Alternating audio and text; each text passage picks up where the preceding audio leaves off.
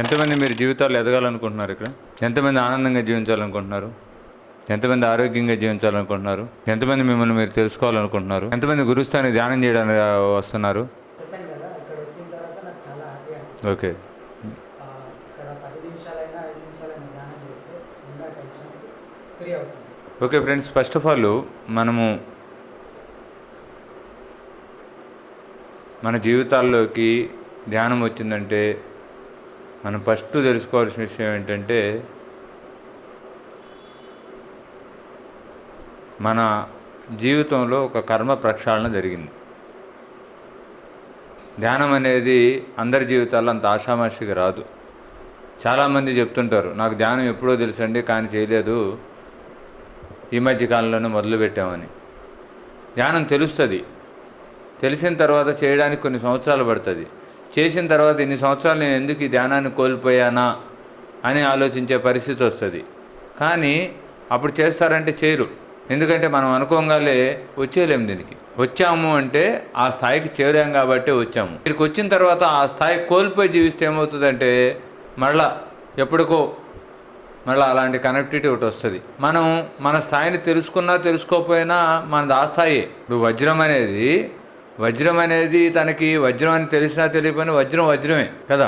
ఎవరో దాన్ని వజ్రం అని గుర్తించి అప్పుడు దాన్ని కట్ చేసిన తర్వాత మిగతా వాళ్ళకి ఇది వజ్రం అనే విషయం అర్థమవుతుంది. అప్పుడు వరకు ఏమనుకుంటారు, దాన్ని ఒక రాయి అనుకుంటారు. కానీ ఆ వజ్రం గురించి తెలిసిన వాడికి తెలుసు అది వజ్రం అనే విషయం కదా. అట్లాగే మీరందరూ కూడా ధ్యానం మీకు పరిచయం అయింది, ధ్యానం చేయాలని ఒక ఆలోచన మొదలయ్యింది మీలో అంటే మీరు ఏ వివేకానందుడికి ఏమాత్రం తక్కువ కాదు. కాకపోతే ఆయనకి మనకి ఉన్న డిఫరెన్స్ ఏంటంటే ఆయన ఎప్పుడైతే తన స్థాయిని తను గుర్తించాడో తన సాధన వైపుకి వెళ్ళాడు. ఒక వివేకానందుడు కానివ్వండి, ఒక ఆదిశంకరాచార్యులు కానీ, ఒక రమణ మహర్షి కానివ్వండి, ఇలా మనకు తెలిసిన యోగుల్ని ఎవరైనా తీసుకున్న మన సుపరిచితులు. మనం తెల్లారులైతే వివేకానందుడి గురించే మాట్లాడుకుంటాం కదా. చాలామంది యూత్ రూముల్లో వివేకానందుడి ఫోటో పెట్టుకుంటారు. నేషనల్ యూత్ డేనా వివేకానందుడి బర్త్డే? మనమందరం యూతే కదా. మరి మన యూత్ డేని ఎవరి బర్త్డే సెలబ్రేట్ చేసుకుంటున్నాము? వివేకానందుడి బర్త్డేని యూత్ డేగా సెలబ్రేట్ చేసుకుంటున్నాం. మరి అలాంటి వివేకానందుడు ఏం చేశాడు అనేది ఎప్పుడైనా తెలుసుకునే ప్రయత్నం చేశారా? ఎందుకు యూత్ డేగా ఆయన బర్త్డేని సెలబ్రేట్ చేసుకునే స్థాయికి ఆయన ఎలా ఎదిగాడు అనేది అది ఖచ్చితంగా తెలుసుకోవాలి మనం. ఎందుకు అంటే మనం ఈ రోజున ఈ గురుస్థాన్ అనే ఒక ప్లాట్ఫామ్ ద్వారా మన ధ్యానం తెలుసుకోవడానికి, ధ్యాన సాధన చేయడానికి ఖచ్చితంగా ఇది ఒక గొప్ప సదవకాశం. మనకి ప్రతిరోజు ఎంత మినిమం, ఇప్పుడు పత్రిసారి చెప్పారు, మనకి ప్రతిరోజు కూడా మినిమం మన వయసు ఎంత ఉందో అన్ని నిమిషాలు ఉదయము సాయంత్రము ఖచ్చితంగా మినిమం ధ్యానం చేయాలి అని చెప్పేసి. అంటే ఇక్కడ మ్యాక్సిమం అందరూ కూడా 25 ఇయర్స్ యావరేజ్గా చూసుకుంటే 25 ఇయర్స్ ఉన్నారు కదా. అంటే మినిమం ఉదయం 25 నిమిషాలు, సాయంత్రం 25 నిమిషాలు మినిమం చేయాలి. కానీ మ్యాక్సిమం అనేది ఇక దాన్ని బట్టి మనము ఎంత త్వరగా మన జీవితాల్లో మనం అనుకున్న వాటిని పొందుతామనేది ఆధారపడి ఉంటుంది. ఒకటి మీరు ఖచ్చితంగా చేయవలసింది ఏంటంటే, ఒకటి సాధ్యమైనంత ఎక్కువ సాధన చేయాలి. ఇది మొట్టమొదటి చేయాల్సిన పని. రెండోది సరైన పుస్తకాలు. First of all basic books చదవాలి. పత్రిసారి బేసిక్ బుక్స్ ఉన్నాయి, ధ్యానం వల్ల లాభాలు, ధ్యాన అనుభవాలు. ఈ బుక్స్ ఎవరూ చెప్పలేదు ఇక్కడ చదివామని చెప్పేసి. ఇక్కడ ఎవరు చదవట్లేదు మేడం. ఇక్కడ కింద రిసెప్షన్లో ఇక్కడ ఎవరు ఒక్కరు కూడా చదవలేదు ఆ బుక్. నేను ఒక్కళ్ళు కూడా చదివారని చెప్పలేదు. ఎవరో ఒకరు చెప్పారు నేను ధ్యానం అనే బుక్ చదివి, ఒకళ్ళే ఇద్దరు చెప్పారు. వాక్క్షేత్రం ఉంది, సంకల్ప శక్తి ఉంది, ఎన్లైట్మెంట్ అంటే ఉంది, భజగోవిందం ఉంది, యోగి యామన్ ఉంది. సారు ఈ చిన్న చిన్న పుస్తకాలే, అది హ్యాపీగా కొనుక్కుని ఇంట్లో పెట్టుకోవాలి. మొత్తం 10 పుస్తకాలు 15 పుస్తకాలు ఉంటాయి. అవి అన్నీ రిపీటెడ్గా చదవాల్సిన పుస్తకాలు. ఎవరు ఒక్కరు కూడా ఇక్కడ బుక్ చదివానని చెప్పలేదు. పెద్ద పెద్ద పుస్తకాలు చెప్పారు చాలామంది. కానీ మనకు బేసిక్ ఫండమెంటల్ లేకపోతే మన పెద్ద బుక్స్ చదివి కూడా ఉపయోగం ఉండదు. ఖచ్చితంగా బుక్స్ అనేది ఫస్ట్ సాధన ఎంత ఇంపార్టెంటో, రెండోది బుక్స్ అనేది అంత ఇంపార్టెంట్. బుక్స్ అందరూ చదవాలి. మీరు ఎవరు మనకి చెప్పాల్సిన అవసరం లేదు, వెంటబడాల్సిన అవసరం లేదు. బుక్ చదవండి అని. ధ్యానం అనేది వంట చేయడం లాంటిది అనుకోండి. ధ్యానం చేయడం అనేది వంట చేయడం లాంటిది అనుకోండి. మనం చదివే బుక్స్ ఆ వంట ఎలా చేయాలి అని తెలుసుకోవడం లాంటిది అనుకోండి. ఓకే, ఇప్పుడు వంట చేయాలి అంటే వంట ఎలా చేయాలని తెలుసుకోవాలో వద్దా? తెలుసుకోకుండా వంట చేస్తే ఏమవుతుంది? సమయం వృధా అవుతుంది, వనరులు వృధా అవుతాయి, అన్నీ వృధా అవుతాయి కదా. కాబట్టి నువ్వు నాలెడ్జ్ తీసుకోవడం అనేది ధ్యానం ఎలా చేయాలి అంటే నువ్వు సాధన ఇంకా మరింత ఎలా సాధనలోకి వెళ్ళగలగాలి అనేది నీకు తెలియజేయడం కోసమే జ్ఞానం. అసలు కోరిక అవసరం లేదు. ఎవరు చెప్పారు? ఇప్పుడు నేను డీప్ ధ్యానం చేస్తాను, నేను పని చేయట్లేదా?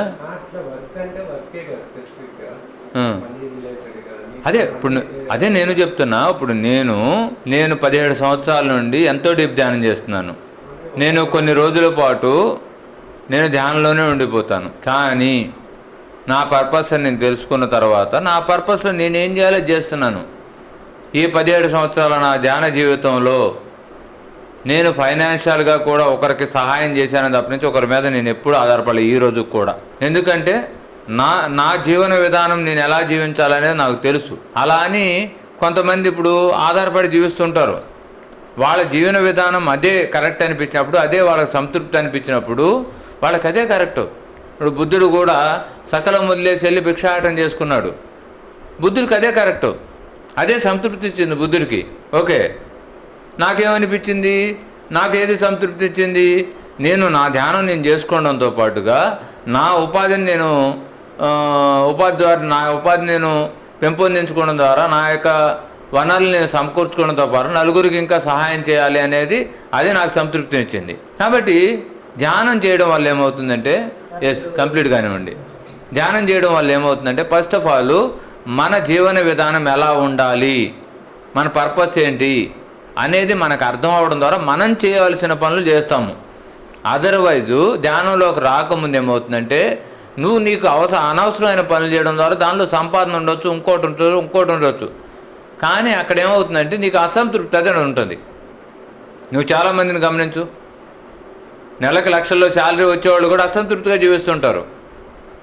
ఎందుకంటే దానికి అవసరం లేని పని. కాబట్టి ధ్యానం చేస్తే ఏమవుతుందంటే నువ్వు అవసరమైన పనిలోకి వస్తావు, నువ్వు ఏం పని చేయాలో చేస్తావు. కాబట్టి అపోహలు పెట్టుకోవద్దు ఎవరు కూడా. అంటే ధ్యానం చేస్తే ఏదో అన్నీ వదిలేసి జీవితం అంటే వైరాగ్యం వచ్చేస్తాం, విరక్తిలోకి వెళ్తామేమో, ఏదో గడ్డాలు మిసాలు పెంచేసుకుని ఏ పని పాట లేకుండా ఆ రోడ్లమ్మడి తిరుగుతామేమో. ఇవన్నీ కూడా భ్రమలతో కూడుకున్న జ్ఞానము. మనకు ధ్యానం చేస్తే ఏంటంటే మనము కోయబడిన వజ్రంలాగా తయారవుతాము. రాయి వజ్రమే అది, కానీ అది వజ్రంగా మలిచిన తర్వాతే దానికి విలువ వస్తుంది. దాన్ని తీసుకొని షోరూంలో పెడతారు. అప్పుడు వరకు షోరూమ్ దాకా రాదు. అది ఎక్కడుంటుంది? వర్క్షాప్లో ఉంటుంది, ఒక పక్కన పడేసి ఉంటుంది. వజ్రాలు కూడా ఒక మూలన పడేస్తారు. ఓకే, కాబట్టి ధ్యానం చేయడం అనేది అత్యంత డీప్గా ధ్యానంలోకి వెళ్ళడం అనేది భ్రమల్లోకి వెళ్ళడం కాదు. చాలామంది ధ్యానం పేరుతో భ్రమల్లోనే ఉంటారు. నాకు తెలిసిన ఒక ఫ్రెండ్ ఉండేవాళ్ళు, ఎప్పుడు 2011 సమయంలో మాతో. ఆ టైంలో మేము లైట్ సెంటర్ అని స్టార్ట్ చేసినప్పుడు ఆ లైట్ సెంటర్కి వస్తూ ఉండేది తను. అయితే ఎప్పుడు చూసినా ధ్యానంలోనే కూర్చునేది, గంటలు ధ్యానం చేస్తూ ఉండేది. ఆ అమ్మాయిని చూసి అందరూ అనుకునేవాళ్ళు, అబ్బాయి ఎంత గొప్పగా ధ్యానం చేస్తుందో అని చెప్పేసి.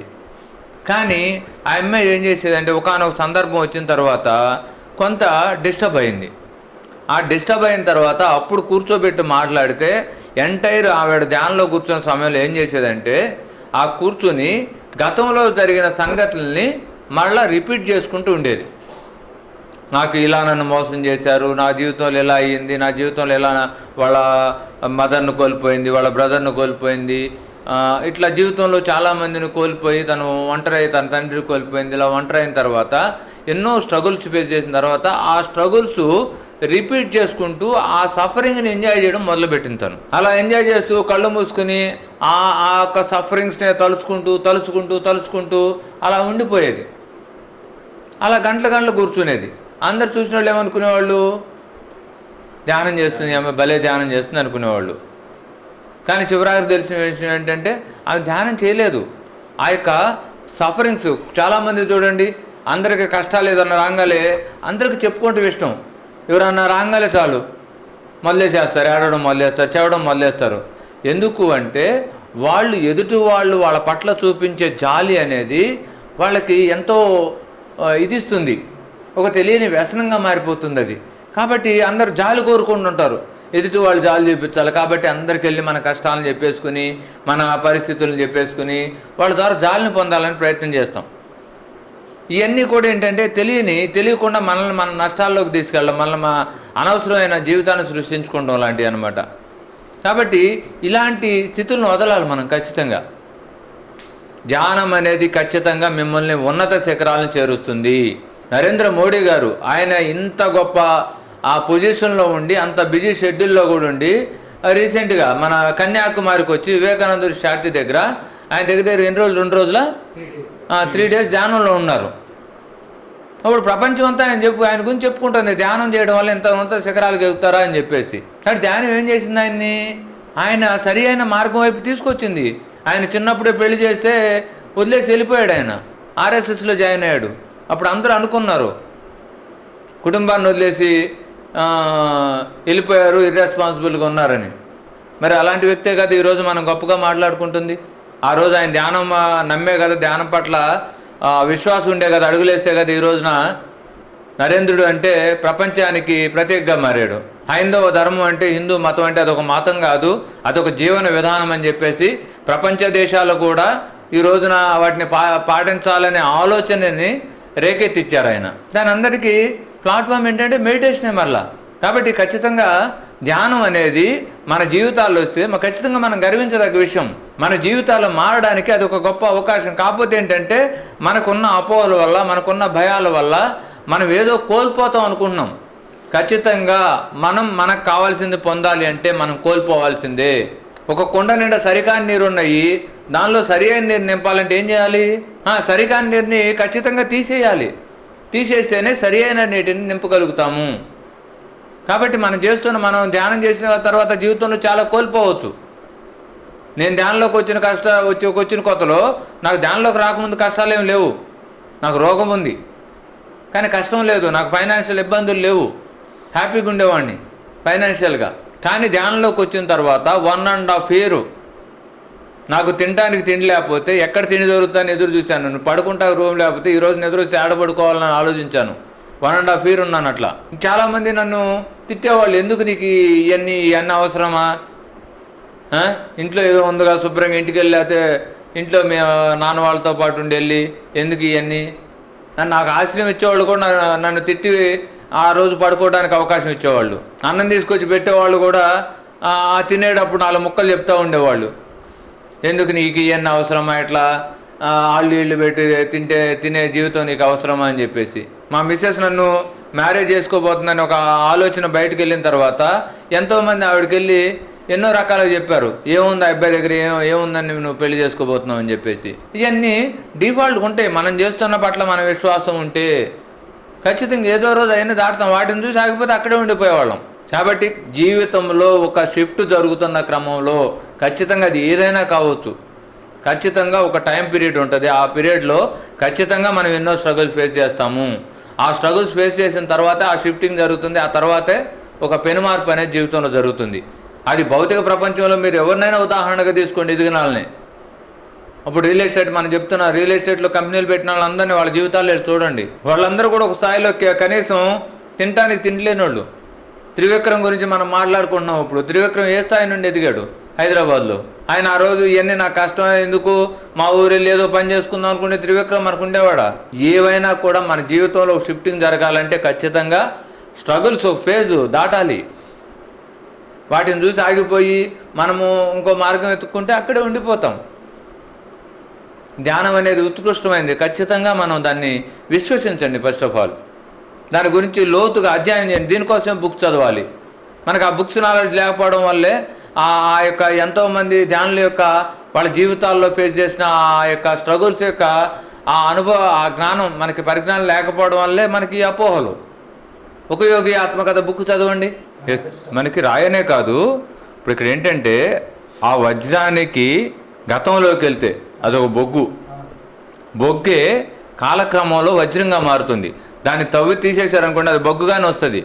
కానీ అది అలా ఉండడం వల్ల కొన్ని వేల సంవత్సరాలు అది కాలక్రమంలో వజ్రంగా మారుతుంది.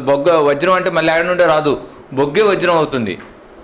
ఒక ఆల్చెప్పులో పడిన నీటి బిందువు జస్ట్ డ్రాప్ అదేమవుతుంది, ఒక ముత్యంగా మారుతుంది. అన్నీ మన జీవితంలో మనం సృష్టిలో ఏది విలువైనది ఏదైనా చూస్తే అది విలువ కాని స్థితి నుండే విలువైన స్థితిగా మారింది. మనం చెప్పుకుంటుంటాం అందరం, ఏది గొంగళ పురుగు సీతాకోక చిలుకగా మారిందని చెప్పేసి. ఇవన్నీ కూడా కొన్ని వేల సంవత్సరాలు లేకపోతే కొన్ని రోజులు అవి ఒక ఆ స్థితిలో తనతో తాను ఉండే ఆ స్థితిలో ఉండబట్టే అవి రూపాంతరం చెంది అవి విలువైనవిగా మారినాయి. కాబట్టి ఖచ్చితంగా ఇప్పుడు ఈ రోజున ఇందాక బ్రదర్ చెప్పిన విధంగా ఎంతోమంది ఆత్మహత్య ప్రయత్నాలు చేస్తున్నారు అంటే ఒకే ఒక్క కారణము, తనను తాను తెలుసుకోలేకపోవడమే. ఒక్క ఎగ్జామ్లో ఫెయిల్ అవడం అనేది అది పెద్ద విషయం ఏం కాదు. ఇప్పుడు నాకు ఈత కొట్టమన్నారు, నాకు ఈత రాదు, ఈత కొట్టడం. ఇప్పుడు నేను వెళ్ళి ఈత కొడతా, ఈతలో ఓడిపోయాను అనుకోండి, నా జీవితం వృధానా? నాకు ఈత రాదు, నాకు చేతని పని నేను చేస్తా, నాకు చేతకాని పని చేయమంటే నేనేం చేస్తాను? ఆల్వా ఎడిసన్ 999 సార్లు ఆయన బల్బు కనుక్కోవడంలో ఫెయిల్ అయినప్పుడు ఆయన ఒకటే సమాధానం చెప్పేవాడు. ఎప్పుడు ఆయన ఫెయిల్ అయినని ఏ రోజు ఒప్పుకోలేదు. ఆయన ఏం చెప్పాడంటే 999 సార్లు బల్బు ఇలా కనుక్కోవటం వల్ల బల్బు తయారవుదు అనే విషయాన్ని నేర్చుకున్నా అని చెప్పాడు. అందువల్ల ఇంకో ప్రయత్నం చేశాడు, ఇలా కాదా అని చెప్పేసి కొత్త ప్రయత్నాన్ని మొదలుపెట్టేవాడు. అలాంటి ఆలోచన ధోరణి ఉంది కాబట్టి మనకి ఆల్వా ఎడిసన్ బల్బు కనుక్కున్నాడు. అదర్వైజ్ ఎన్నిసార్లు ఫెయిల్ అయినా ఇంకెన్నిసార్లు ఫెయిల్ అవుతాను, అందరు చూసి నన్ను నవ్వుతున్నారు అనుకుంటే బల్బు కనుక్కునేవాడు కాదు. కాబట్టి వాళ్ళు చేస్తున్న పట్ల, వాళ్ళు చేయాలనే పని పట్ల వాళ్ళకు పూర్తి విశ్వాసం ఉంది కాబట్టి వాళ్ళు చేశారు. కాబట్టి ఇక్కడ మనం చేయలేకపోవడానికి ఒకే ఒక కారణం ఏంటంటే మనకు తెలియకపోవడము, మన పట్ల మనకు పూర్తి విశ్వాసం లేకపోవడము. మూడోది, చుట్టూ ప్రపంచం యొక్క ప్రభావం మన మీద ఉండి వాళ్ళలాగో వీళ్ళలాగో ఇంకోలాగానో జీవించాలనో, లేకపోతే వాళ్ళు గొప్పగా జీవిస్తారు మనం జీవించలేకపోతున్నాం అని చెప్పేసి వాళ్ళతో కంపేర్ చేసుకోవడం వల్ల వాళ్ళు పోతూ ఉంటారు, మనం మటుకు అక్కడ ఆగిపోయి ఆ పోయే వాళ్ళని చూస్తూ ఉంటాం జీవితకాలం. మన తర్వాత వచ్చేవాళ్ళు కూడా పోతూనే ఉంటారు, మనం చూస్తూనే ఉంటాం. కాబట్టి తెగింపు ఉండాలి జీవితంలో. నువ్వు ఒక పనిని పట్టుకుంటే ఏది ఏమన్నా కానీ ఆ పని అయి తీరాల్సిందే. ఆ తెగింపు ఉంటే అవుతుంది. అలాంటి తెగింపు రావాలి అంటే నువ్వు తెలుసుకోవాలి. ఖచ్చితంగా నీకు అర్థమైతేనే, నిన్ను నువ్వు తెలుసుకుంటేనే, నీ పట్ల నీకు ఆ విశ్వాసం పెరిగితేనే, నీ లైఫ్లో నువ్వేం చేయాలి అనే వైపు నువ్వు అడుగులేస్తేనే నీ జీవితంలో అది సాధించగలుగుతావు. అక్కడ నీకు సంతృప్తికరమైన జీవితాన్ని జీవించగలుగుతావు. ఈవెన్ ఒక్కో సందర్భంలో మనకు అనవసరమైన పనులు కూడా మనం చేయగలుగుతాం, కానీ అక్కడ అసంతృప్తితో ఉంటుంది జీవితం. ఇప్పుడు ఆయన ఉన్నారు, ఎవరు, స్టీవ్ జాబ్స్, అయిపోయిన అధినేత. ఆయన చివరి రోజుల్లో ఒక అసంతృప్తమైన జీవితాన్ని జీవిస్తూ జీవితాన్ని వదిలారు. కానీ ఆయన ఒకానొక సమయంలో ఆయన జీవితాల్లో ఫెయిల్యూర్స్ వచ్చినప్పుడు ఆయన హిమాలయాస్ వచ్చేసి నీమ్ కలోరి బాబా అని ఇక్కడ ఫోటో ఉంటుంది చూడండి, ఆయన దగ్గర ఉండెళ్ళారు. ఆయన దగ్గర ధ్యానం నేర్చుకుని ఎంతో సాధన చేసి ఆయన వెళ్ళారు. ఆయన వెళ్ళిన తర్వాత మళ్ళీ వెళ్ళి ఆ యొక్క భౌతికంలో పడ్డారు కాబట్టే, ఆ ఆధ్యాత్మికత మర్చిపోయారు కాబట్టి మళ్ళీ చివరి రోజుల్లో ఆయన అసంతృప్తికరమైన జీవితాన్ని జీవించాల్సి వచ్చింది. ఎస్, ఆ యాపిల్ పండు కూడా ఆ నీమ్ కలోరి బాబా కొరికిచ్చిన ఆ యాపిల్ దీన్నే ఆయన సింబల్గా, లోగోగా పెట్టడం జరిగింది. ఎస్. కాబట్టి ఇక్కడ నేనేం చెప్తున్నాను అంటే అక్కడ ఆయన వెళ్ళిన తర్వాత కూడా ఆయన ఆధ్యాత్మికతని మర్చిపోకుండా ఉంటే ఆ సంతృప్తికర జీవితాన్ని జీవించేవాళ్ళు. కానీ భౌతిక ప్రపంచంలో ఎప్పుడైతే కొట్టుకుపోతామో, ఎంత సంపాదించినా ఏం చేసినా కూడా మనం ఎక్కడ వదిలిపెట్టిపోవాల్సిందే. మనం ఎక్కడిగా సంపాదించుకోవాల్సింది అక్కడ సంపాదించుకోవాలి. అది లేనప్పుడు ఖచ్చితంగా ఇక్కడ శివరాత్రి రోజుల్లో మనం ఖచ్చితంగా అసంతృప్తికరంగానే పోవాల్సి వస్తుంది. ఈ మధ్యకాలంలో ఎవరు సింగర్ ఎవరో చనిపోయారు, లతా మంగేశ్వర్ గారు.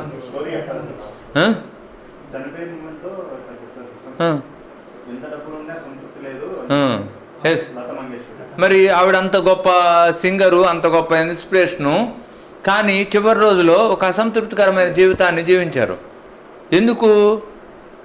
ఒక రమణ మహర్షి అసంతృప్తిగా శరీరాన్ని వదిలిపెట్టలేదే, ఒక వివేకానంద అసంతృప్తిగా శరీరాన్ని వదిలిపెట్టలేదే, ఏ యోగి కూడా అసంతృప్తిగా శరీరాన్ని వదిలిపెట్టడు. కానీ వాళ్ళు గొప్ప గొప్ప భౌతికంగా గొప్పగా ఎదిగిన వాళ్ళు శరీరాన్ని ఎందుకు వదిలే అసంతృప్తికరంగా చేస్తున్నారంటే తనని తాను తెలుసుకోలేదు, వాళ్ళ జీవితాల్లో ధ్యానం లేదంతే. మిగతా అన్నీ ఉన్నాయి, లేనిది ఒకటి ఏంటంటే ధ్యానం లేదు, ఆత్మజ్ఞానం లేదు. ఈ రెండు ఖచ్చితంగా మనం ఇక్కడ పాటించవలసిందే. దానికోసమే గురుస్థానం ఉంది. ఆత్మశుద్ధి లేనంత వరకు ఏం చేస్తున్నా వేస్ట్. అంతే. తర్వాత ఒకటి ధ్యానం చేయాలనుకున్నాము, రెండోది సజ్జన సాంగత్యం, సంథింగ్ స్వాధ్యాయం బుక్స్ చదవాలనుకున్నాము, మూడోది సజ్జన సాంగత్యం. ఇక్కడ జరుగుతున్న క్లాసెస్కి ఖచ్చితంగా మీరు అందరూ అటెండ్ అవ్వాలి. నాలుగోది కేవలం శాకాహారులు వండిన భోజనం మాత్రమే తినాలి. నారాయణ స్వామికి ఒకసారి గట్టి క్లాప్ చేద్దాం. ఆయన ఎంతో ధ్యానం చేస్తారు. అలాంటి వాళ్ళ చేతి భోజనం మనం తినగలగాలి. అది దొరకడం అనేది అదృష్టం. కాబట్టి అలాంటి వాళ్ళే ఇక్కడ భోజనం ప్రిపేర్ చేయాలి, అలాంటి వాళ్ళే భోజనం తినాలి. ఎందుకంటే ఇప్పుడు ఫర్ ఎగ్జాంపుల్ నేను మాంసాహారిని, నేను ధ్యానం చేయడం మొదలుపెట్టాను, నేను నలుగురు కొండి నేను పెట్టకూడదు. ఎందుకంటే నేను ఇంకా శాకాహారిని కాలేదు. నా ఆలోచనే తినేవాడికి వెళుతుంది. కాబట్టి శాకాహారం మాత్రమే భోజనాన్ని వండి పెట్టాలి. శాకాహారం వండిన భోజనం మాత్రమే మనం అందరం తినాలి. అది మనకి ఎట్లా తెలుస్తుంది సార్? ఏంటిది? ఎస్, ఎలా తెలుస్తుంది అనేది ఇక్కడైతే ఖచ్చితంగా శాకాహారంలో వండిన భోజనమే ఉంటుంది. ఫస్ట్ విషయము. రెండో విషయము, మనము ధ్యానం చేయగా సెన్స్ అవుతాము. నేను ఒక సందర్భాన్ని చెప్తాను. ఈ రోజుకైనా నేను ఎక్కడన్నా భోజనానికి వెళ్తే ఖచ్చితంగా అది నాకు సెన్స్ అవుతుంది ఎవరు వండారు అనేది. దాన్ని బట్టే నేను తింటాను. దాన్ని బట్టే నేను తింటాను. ఈ మధ్య నాకు ఒక 2 years బ్యాక్ జరిగిన ఒక బెస్ట్ ఎగ్జాంపుల్ చెప్తాను. నేను మా ఫ్రెండ్ ఒక అమ్మాయి సంథింగ్ ఏదో ఫెస్టివల్కి వాళ్ళ ఇంటికి భోజనానికి పిలిచారు. నేను భోజనానికి వెళ్ళాను. భోజనంలో దగ్గరగా ఒక 15 ఐటమ్స్ వడ్డించారు. అందులో పూర్ణం ఉంది. పూర్ణం అంటే నాకు చాలా ఇష్టం. తర్వాత ఇంకో స్వీట్ ఉంది. నాకు జనరల్గా పూర్ణం అంటే చాలా ఇష్టం. అది ఉంటే నేను బేసికల్గానే తినేస్తుంటాను స్టార్టింగ్లోనే. కానీ ఆ భోజనం అయ్యేంతవరకు ఆ పూర్ణం చూస్తున్నా కానీ దాన్ని తినబుద్ధి కావట్లేదు నాకు. భోజనం అంతా అయిపోయిన తర్వాత చివరికి ఆ అమ్మాయిని పిలిచి, నాకు పూర్ణం అంటే చాలా ఇష్టము, కానీ ఈ పూర్ణమును ఈ ఐటము ఈ రెండు నాకు తినాలనిపించడం లేదు, నాకు ఎందుకని అర్థం కావడం లేదు అని అడిగాను ఆ అమ్మాయిని. ఆ రెండు పక్కింట్లో నుండి వచ్చినాయి ఆ ఇంట్లోకి. ఆ రెండే మొత్తం ప్లేట్లో ఆ 2 ఐటమ్స్ మాత్రమే పక్కింట్లో నుండి వచ్చినాయి. ఆ 2 ఐటమ్స్ నాకు 2 ఐటమ్ తీసి పక్కన పెడితే పూర్ణం చాలా ఇష్టం, కానీ దాన్ని తిందామంటే తినాలనిపించడం, నాకు ఆ ఫీలింగ్ రావడం లేదు. చివరికి కంక్లూజన్ వచ్చిందంటే పక్కింటి వాళ్ళు ఇచ్చారని చెప్పారు. పక్కింటి వాళ్ళు ఎవరయ్యా అంటే నాన్ వెజిటేరియన్స్. కాబట్టి మనం ఎప్పుడైతే ధ్యానం చేయగా ఏమవుతుందంటే మనం ఆహారం సెన్స్ చేయగలుగుతాము. ఆహారాన్నే కాదు ప్రతి విషయాన్ని సెన్స్ చేయగలుగుతాం. నాకు లాస్ట్ టైము నేను కళ్ళు మూసుకొని సాధన చేస్తున్న క్రమంలో ఒక మేడం బెంగళూరు కర్ణాటక నుండి ఒక మేడం వచ్చారు. ఆ మేడం నాకు ఎప్పుడో పరిచయం ఉన్నారు. ధ్యాన ప్రచారంలో అక్కడక్కడ కనిపిస్తుంటారు. చాలా యాక్టివ్ రోల్ ప్లే చేస్తుంటారు. ఆ మేడం వచ్చి నేను రూమ్లో కూర్చుంటే ఒక మేడం మిమ్మల్ని కలవడానికి వచ్చారంటే ఆ మేడం కూడా మౌనంలో ఉన్నారు. ఆ రోజు ఎవరో మేడం వచ్చారు, మీకోసం ఏదో స్వీట్ తీసుకొచ్చారని చెప్పారు. సరే రమ్మని చెప్పాను. ఆ మేడం వచ్చి నాకు షేక్ హ్యాండ్ ఇచ్చింది. షేక్ హ్యాండ్ ఇవ్వగానే బెంగళూరు మేడం అని చెప్పాను. ఓ భలే చెప్పారు నా అనగానే ఆ మేడము రాసిచ్చింది, నా పేరు చెప్పమని చెప్పి రాసిచ్చిందంట. నేను ఆలోచించుకున్నాను ఒక నిమిషం, మేబీ శోభారాణి అని చెప్పాను. ఆమె పేరు శోభారాణి. నేను ఆమెను ఎప్పుడో చూశాను, ఎప్పుడో కలిశాను, ఎప్పుడో మాట్లాడాను. కానీ ఆ రోజు కళ్ళు మూసుకున్నప్పుడు నేను సెన్స్ అయ్యాను. నాతో ఉన్న నాంచారి గారికి వీళ్ళకి తెలుసు. నేను ఆ కొండ దిగి వచ్చేటప్పుడు ఆ కొండ దిగి అక్కడ ఒక జ్యూస్ పాయింట్ ఉంటుంది, రోజు జ్యూస్ తాగుతాం. నేను కళ్ళు మూసుకున్నప్పుడు కూడా అక్కడ రాగానే డిఫాల్ట్గా నాకు సెన్స్ అయ్యేవాడిని, నేను అక్కడ ఆగేవాడిని వచ్చి. మనం ధ్యానం చేయగా ఏంటంటే అతీంద్రియ శక్తులు అంటారు కదా, అవి యాక్టివేషన్ అవ్వడం జరుగుతుంది మనలో. డిఫాల్ట్గా సెన్స్ అవుతాయి. అదంతా కూడా జనరల్గా జరిగే ప్రక్రియ. కాబట్టి మీరు అది ఐడెంటిఫై చేయలేకపోతున్నారంటే ఇంకొంత సాధన పెంచాలంతే. ఎలా తెలుస్తుంది అనే క్వశ్చనే లేదు మనకి. ప్రతి విషయాన్ని మనం సెన్స్ చేయగలుగుతాము. ఈవెన్ మీరు గుర్తించండి, తినేటప్పుడు సెన్స్ చేయలేకపోయినా కూడా తిన్న తర్వాత ఖచ్చితంగా మీరు సరికాని భోజనాన్ని తిన్నారని మీ బాడీ చెప్తుంది. అది కాబట్టి ఈ రోజు నుండి గురుస్థానంలో మీరు ఖచ్చితంగా పాటించవలసిన విషయాలు: 1, క్రమం తప్పకుండా సాధన చేయండి. మీరు ధ్యానం మీ జీవితాలకు వచ్చిందంటే మీ అదృష్టము. దీన్ని టైం పాస్ చేసుకోవద్దు. ఓకే, పొద్దున్నే మేడము పొద్దున్న రాత్రి జూమ్ సెక్షన్ రన్ చేస్తున్నారు. 5 గంటలకు లేచి ధ్యానంలో కూర్చోవడం అనేది ఎంత భాగ్యము. ఎక్కడెక్కడో జాయిన్ అవుతున్నారు. మన గురుస్థానం నుండి ఎవరు కనపడలే నాకు. పొద్దున్నే లేచి కాసేపు ధ్యానంలో కూర్చొని ఏమవుతుంది, ఇబ్బంది ఏముంది? లెగడం అలవాటు అవుతుంది కదా. ఫస్ట్ ఆఫ్ ఆల్ ఒక రూల్గా పెట్టుకోండి. పొద్దున్నే జూమ్ ఉంది, ఖచ్చితంగా 5 గంటలకు లెగవాలి, ఆ జూమ్లో జాయిన్ అవ్వాలని గట్టిగా అనుకోండి మీరు. అదేదో సినిమాలు చెప్పింది కదా, పెద్ద సినిమాలో సాయి పల్లవి, గట్టిగా అనుకుంటే అయిపోద్దని. అవడం లేదంటే అనుకుంటా లేదని అర్థం. పొద్దున్నే లెగవండి, 2 గంటలు ధ్యానంలో కూర్చోండి. సాయంత్రం 10 నుండి 11 వరకు 1 గంట ధ్యానం జరుగుతుంది, ధ్యానంలో కూర్చోండి. రెండోది ఖచ్చితంగా బుక్ చదవండి. ఖచ్చితం అంటే ఖచ్చితమే. మీరు ధ్యానం చేస్తూ బుక్ చదవకపోతే ధ్యానం అవగాహన కలగదు, ధ్యానంలోకి వెళ్ళలేం మనం. ఏదో పైన ధ్యానమే జరుగుతుంది. లోతుల్లోకి మనం ఎంటర్ అవ్వాలి అంటే ఖచ్చితంగా బుక్ చదవాల్సిందే. మూడోది అనుభవాలు వినాలి. ఇక్కడ ఎవరైనా చెప్పనండి అనుభవాలు, వాళ్ళ అనుభవాలు వినగలగాలి. నాలుగోది ఖచ్చితంగా మనము ఆహారంలో మార్పులు చేర్పులు చేసుకోవాలి. ఏముందలే ఆహారం అంటే కేవలం కడుపు నింపడం అనుకుంటే పొరపాటు. ఎలా బయటికి వెళ్ళినప్పుడు ఇబ్బంది అవుతుందంటే, నాకు ఒకప్పుడు ఇబ్బంది అయ్యేది. నేను ఖచ్చితంగా రూల్ పెట్టుకున్నా. నాకు ఎక్కడికి వెళ్ళినప్పుడు అలాంటి భోజనం దొరుకుతుంది, దొరకకపోతే నేను తిన్ను. ఏ ఫ్రూటో కొనుక్కుని తింటాను, ఏ కొబ్బరి బెల్లం తీసుకుని తాగుతాను. నేను బయటికి వెళ్తే ససేమీరా ఇది సరికాంది అన్నప్పుడు నేను తిన్ను. ఈ రోజుకు కూడా మనం దాని మీద నిలబడి ఉండగలగాలి. అప్పుడు అలాంటి పరిస్థితులు మనకు ఏర్పడతాయి. కాబట్టి మై డియర్ ఫ్రెండ్స్, అందరూ ధ్యానం మన జీవితాలకు వచ్చింది, అది మన అదృష్టము. మనం దాన్ని సద్వినియోగపరచుకుందాం. సద్వినియోగపరచుకోకుండా ఏదో 4 రోజులు చేశామా, ఏదో అయిపోయిందా అని మళ్ళీ అనుకుంటే, నాతో పాటు 17 సంవత్సరాల క్రితం ధ్యానంలోకి వచ్చిన వాళ్ళు ఇప్పుడు వస్తున్నారు గురుస్థానికి. అప్పుడు మన ఇద్దరం కలిసి ధ్యానం మొదలుపెట్టాము, అప్పుడు మేము కంటిన్యూషన్ చేయలేకపోయాం, మళ్ళీ ఇప్పుడు తప్పనిసరి అనిపిస్తుంది మళ్ళీ చేయాలనుకుంటున్నామని చెప్పేసి. అంతే, సంవత్సరాలు గడిచిపోయినాయి.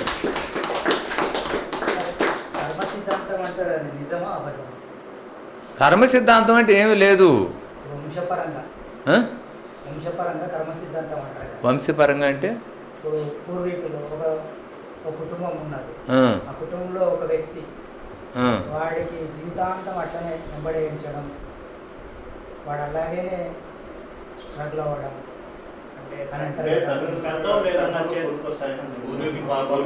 మనకు రావు, సంబంధమే లేదు.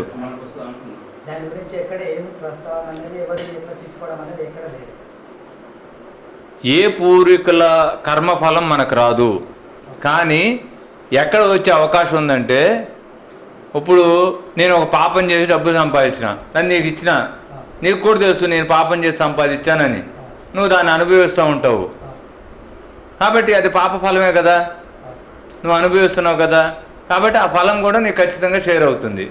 వానికి ఎన్నిసార్లు చెప్పినాను, ఏదైనా ఉండు, అట్లా మారు, ఇట్లా చెయ్యి, ఇట్లా చేస్తే నువ్వు బాగా అవుతావు అని చెప్తే వాడు మారుతాడా? మారడు.